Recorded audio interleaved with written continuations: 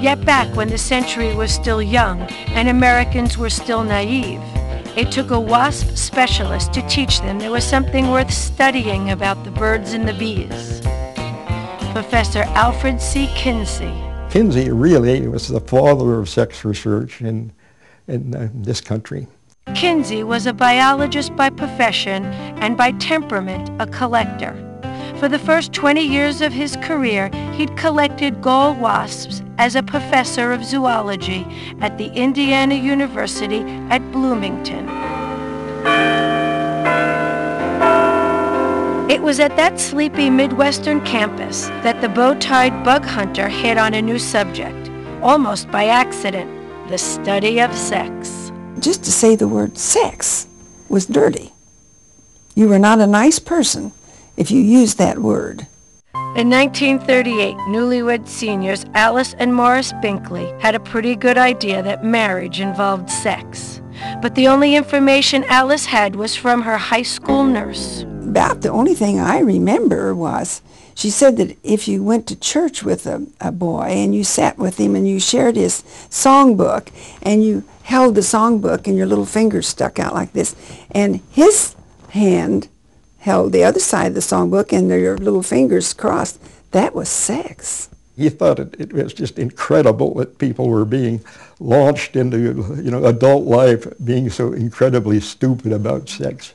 With the backing of the university, Kinsey put together a class on marriage that included the forbidden topic of sex. Kinsey's course was immediately controversial and instantly popular.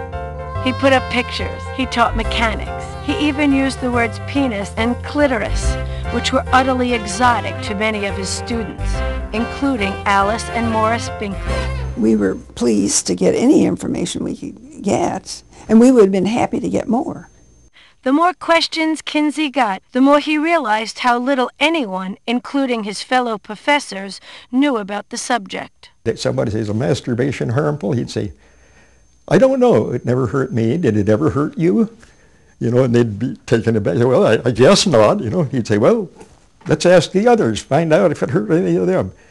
And so then it dawned on him, hey, I ought to formalize this and write it down. I'm finding fascinating stuff here. I found a gap in our knowledge, and that was sufficient for any scientist to undertake research. Science was his god. And when he bumped into something like sex research, where there wasn't any good science, it was just a mishmash of misinformation and opinion and whatnot, that really graveled him. He's a scientist. You got to find out facts. In 1941, Kinsey hired a team of researchers to help him gather as many case histories of sexual behavior as they could. His goal was to get 100,000 people to tell him what they did and how they did it. We tried to reach a complete diversity, all ages, both sexes, all educational levels from grammar school or less on up to PhDs.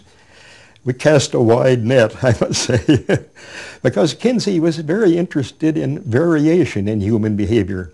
After all, his original studies on these little gall wasps was based on studies of variation within the species of gall wasps. So now he was just studying variation within the species of Homo sapiens, you might say. Kinsey sought out the variety of human sexual experience, from the dark corners of New York's Times Square to the living room meetings of the Bloomington PTA. He also got plenty of volunteers from the university, like freshman Robert Baer. I thought it might help my grade if I volunteered, so I went. Besides, I was curious. Like a lot of his friends, Robert Baer learned whatever he knew about sex in the back of a '35 Chevy. Sitting down with Kinsey was an eye-opener. Masturbation was where he started, and the questions went on from there, to the details of first intercourse and beyond. Kinsey had up to 350 questions for the most sexually active, and all were recorded in secret code to protect confidentiality.